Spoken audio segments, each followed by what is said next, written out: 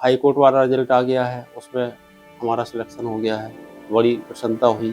मेरे 3 different exams में selection हुआ है। पहला एसएससी सीएचएसएल 2021 वाला है, उसमें मुझे पीएएसआई की पोस्ट मिली है। सेकंड इलाहाबाद हाई कोर्ट का एग्ज़ाम है, जिसमें मुझे जूनियर असिस्टेंट की पोस्ट मिली है।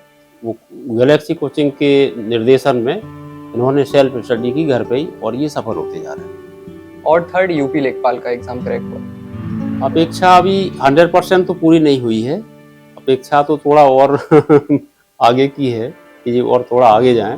मैंने इलाहाबाद हाई कोर्ट वाली जो वैकेंसी आई थी वो ज्वाइन किया है, और करंटली मैं उरई में भी ज्वाइन हूँ डिस्ट्रिक्ट कोर्ट में। समाज में भी, रिश्तेदारों में भी सभी लोग जो है अच्छा सम्मान दे रहे हैं, और सभी जो है बहुत खुश भी हैं। तो उरई से बाहर ये आज तक कहीं नहीं गए, यहीं रह के सारी तैयारी है गैलेक्सी कोचिंग के अलावा, और इन्होंने कहीं भी कुछ नहीं। सच है, विपत्ति जब आती है कायर को ही दहलाती है। सूरमा नहीं विचलित होते, क्षण एक नहीं धीरज खोते। विघ्नों को गले लगाते हैं, कांटों में राह बनाते हैं। ऐसे ही एक संघर्ष की कहानी का साक्षात्कार करते हैं जिला जालौन से। मेरा नाम जय खरे है, मैं उरई का रहने वाला हूँ, और जो मेरी स्कूलिंग हुई है वो पहले कौच में हुई थी, फिर उसके बाद मैं 8th क्लास से उरई में ही पढ़ने लगा। और मेरी जो स्कूलिंग हुई है वो एल्ड्रिच पब्लिक स्कूल से हुई है, और जो मेरी 12th हुई है वो पीसीएम सब्जेक्ट्स थे मेरे। उरई से मैं बीएसएस कॉलेज है तो उससे मैं बीए कर रहा हूँ। लेकिन फिर जो मेरा इंटरेस्ट बना है गवर्नमेंट की तरफ, उसका क्रेडिट जो रहेगा वो मेरा फैमिली बैकग्राउंड है। जो मेरे पापा गवर्नमेंट सुपरवाइज़र हैं, तो मैंने उनको देखा, उनकी जो वर्किंग है उसको देखा, तो मुझे काफ़ी सही लगा और मुझे इंटरेस्ट आया कि गवर्नमेंट सेक्टर में काफ़ी सही स्कोप है। तो उसी के बाद मैंने 12th में डिसाइड कर लिया था कि मैं भी अब गवर्नमेंट सेक्टर की तरफ रुख करूँगा। हम गवर्नमेंट जॉब में हैं, स्वास्थ्य विभाग में स्वास्थ्य पर्यवेक्षक हैं। 3 बेटे हैं, तीसरे नंबर का जय खरे है बच्चा। तो ये इन्होंने जो है बीए किया है। तो मोस्टली लोग जो सोचते हैं कि बाहर जाएंगे तभी तैयारी हो पाएगी, ऐसा कुछ नहीं है। मेरा मानना ये था कि अगर मैं घर पे रह के करता हूँ तो शायद मुझे ज़्यादा बेनिफिट्स मिले। जैसे मैं घर पे रहूँगा तो मुझे कोई प्रॉब्लम नहीं होगी, मतलब अपना जो डेली रूटीन है वो आराम से कंटिन्यू कर पाऊँगा। और मैंने ये सोचा कि अगर मैं बाहर जाऊँगा, बाहर रहूँगा, तैयारी करूँगा, तो वहाँ पे मुझे काफ़ी टाइम इन्वेस्ट करना पड़ेगा अपना खाने से रिलेटेड और रहने से रिलेटेड, रूम वगैरह ढूँढना, ट्रैवलिंग करना। और उधर ये भी प्रॉब्लम थी कि मैं अपने दोस्त वगैरह से नहीं मिल पा रहा हूँ या फैमिली से नहीं मिल पा रहा हूँ, तो पढ़ाई में प्रॉब्लम होती है, स्ट्रेस भी आने लगता है, काफ़ी प्रेशर, जिसकी वजह से पढ़ाई नहीं हो पाती शायद। और घर पे रहेंगे तो सब लोग रहेंगे साथ में, तो जब मतलब प्रॉब्लम होगी पढ़ाई में, जब ज़्यादा ही स्ट्रेस आने लगेगा तो उनके साथ डिस्कस कर लिया तो वो स्ट्रेस रिलीज़ हो जाता है उससे, वो चीज़ लगी। इसलिए मैंने घर को ऑप्ट किया कि मैं घर से तैयारी करूँ। हालांकि उससे पहले हमें ये लगता था कि इंटर करने के बाद इन्हें हो सकता कहीं तैयारी के लिए बाहर जाना पड़े, तो हमने इनसे बात करते रहते थे। जैसे ड्यूटी से आए शाम को, रात में तो पूछते थे कि तुम्हारी मतलब किस तरह की पढ़ाई चल रही, क्या पढ़ रहे हो, कैसा, कहाँ जा रहे हो। बताया इन लोगों के हम गैलेक्सी जा रहे हैं, वहाँ पे कोचिंग ले रहे हैं। उनका वहाँ कैसा लग रहा है, तो कैसा समझ में आता है, नहीं बहुत अच्छा मतलब लग रहा है, अच्छा पढ़ाते हैं सर वहाँ, सब समझ में आता है, बहुत ही अच्छा पढ़ाते हैं। तो उनका बाहर जाने की कोई ज़रूरत है, लखनऊ या कानपुर कहीं कोचिंग करवा दें, बोले नहीं पापा जी यहाँ पे बहुत अच्छा पढ़ा रहे हैं, यहीं पढ़ेंगे हम, यहाँ पढ़ के ही आपके यहाँ से, और ये जो है सफलता इनको मिलती जा रही है, बाहर कहीं नहीं जाना। तो जिस दिन रिजल्ट आना था मुझे बिल्कुल भी आइडिया नहीं था कि आज रिजल्ट आने वाला है। मैं अपनी फैमिली के साथ बैठा हुआ था और उस टाइम मेरे कजिन्स भी आए हुए थे। तो उसी टाइम क्या होता है, मेरे फ्रेंड की कॉल आती है भैया के पास, और वो भैया को बताते हैं कि ऐसा हुआ है। तो भैया ने मुझे कॉल दी, जब फ़ोन दिया मैंने, जब बात करी और उसने जब बताया कि तुम्हारा सिलेक्शन हो गया है, लिस्ट में नाम है, तो पहले तो मुझे बिलीव नहीं हुआ कि ऐसा सही में हो रहा है, मुझे लगा वो मजाक कर रहा है। फिर जब उसने मुझे लिस्ट शेयर की और जब मैंने उसमें अपना नाम सर्च किया, देखा, पापा का नाम चेक किया तो सेम आया, फिर पोस्ट लिखी है उसमें पीए ऐसे, तो उस टाइम मुझे बिल्कुल बिलीव नहीं हो रहा था और काफ़ी अच्छा भी लग रहा था कि हाँ सिलेक्शन हो गया है फाइनली। फिर मैंने भैया लोग को बताया, अपने कजिन्स को बताया, तो सभी काफ़ी ज़्यादा खुश थे, एक्साइटेड हो गए एकदम, सभी लोग कॉन्ग्रेचुलेट करने लगे। ये तो इनका रिजल्ट आया तो इन लोगों ने बताया कि हमारा उसका हाई कोर्ट वाला रिजल्ट आ गया है, उसमें हमारा सिलेक्शन हो गया है, बड़ी प्रसन्नता हुई। और इसका लेखपाल वाला रिजल्ट आया, उसमें भी फिर बताया इनके बड़े भाइयों ने कि तुम्हारा जो है उसमें भी सिलेक्शन है। देखा। इस तरह से मतलब रिजल्ट आते गए, उसमें सिलेक्ट होते गए, पता चलता गया।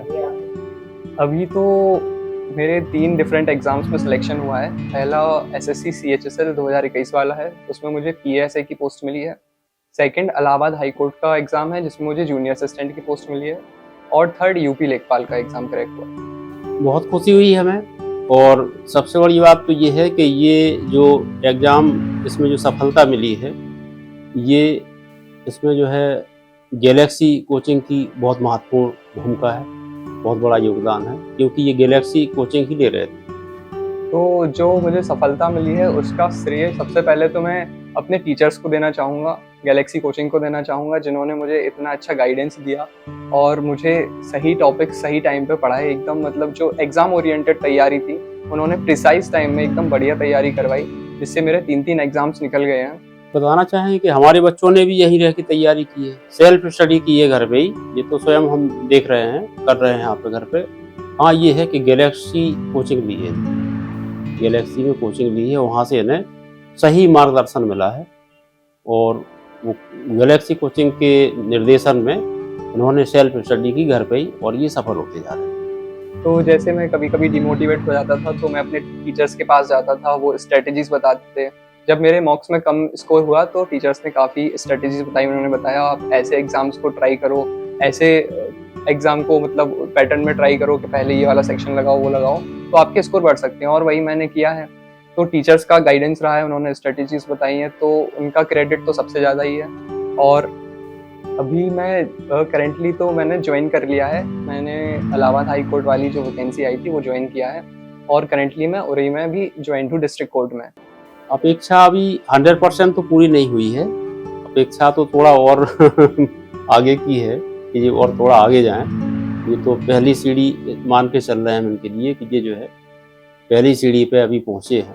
अपेक्षा थोड़ी और है अभी इन लोगों से थोड़ा सा और आगे जाएं, पीसीएस वगैरह कोई बड़े एग्जाम की तैयारी करें, और उस तरफ जाना चाहिए। और मेरी जो अभी फर्दर तैयारी चल रही है वो एसएससी सीजीएल के लिए चल रही है, जिसमें मैं इनकम टैक्स इंस्पेक्टर की पोस्ट को टारगेट कर रहा हूँ। सोसाइटी में तो काफ़ी इम्प्रूवमेंट आ जाता है, सोशल जो सबका बिहेवियर होता है वो पहले नॉर्मल रहता है, फिर जब आप जॉब में सेलेक्ट हो जाते हो, आप गवर्नमेंट कोई जॉब में चले गए हो, तो उसके बाद जो सबका पॉइंट ऑफ व्यू है वो थोड़ा चेंज हो जाता है। तो उनको वो थोड़ा सीरियसली लेते हैं आपको, और आपके जो प्रति व्यवहार है उनका वो काफ़ी इम्प्रूव हो जाता है। और फैमिली में भी ऐसे ही होता है, फैमिली में जो रिलेटिव्स होते हैं पहले वो भी नॉर्मली ऐसे ही कंसीडर करते हैं आपको, फिर जब आप सेलेक्टेड हो जाते हो, आपके रिजल्ट्स अच्छे आते हैं, तो उनका भी बिहेवियर काफ़ी अच्छा चेंज हो जाता है। समाज में भी, रिश्तेदारों में भी सभी लोग जो है अच्छा सम्मान दे रहे हैं, और सभी जो है बहुत खुश भी हैं, सम्मान भी बढ़ा है समाज में, रिश्तेदारियों में, सभी जगह पहले से अब में काफ़ी परिवर्तन हुआ है। हम यही कहना चाहेंगे, और जो भी बच्चे हैं कि वो मन लगा के अपना घर पे तैयारी करें, और थोड़ा मतलब जो है कोचिंग का अपना कोई जो है समझें तो सपोर्ट ले लें। लेकिन ऐसा नहीं है कि घर पे तैयारी नहीं हो सकती, क्योंकि हमारे बच्चे तो घर पे ही तैयारी किए इनने, ये कहीं नहीं गए। जैसे इनका सिलेक्शन हुआ 3 जगह, तो उरई से बाहर ये आज तक कहीं नहीं गए, यहीं रह के सारी तैयारी है गैलेक्सी कोचिंग के अलावा, और इन्होंने कहीं कोई कुछ नहीं। और बहुत बहुत धन्यवाद जो है इनके गुरुजनों का, जो उनके मार्ग निर्देशन में ये बच्चे हमारे सफल होते जा रहे हैं। जिंदा रखो दिल में उम्मीदों को, गरल के समंदर से भी गंगा जल निकलेगा। कोशिश जारी रखो कुछ कर गुजरने की, जो है आज थमा थमा सा चल निकलेगा। जालौन के हर विद्यार्थी में अब ये उमंग है, और वो एक उज्जवल भविष्य को लिख रहा है।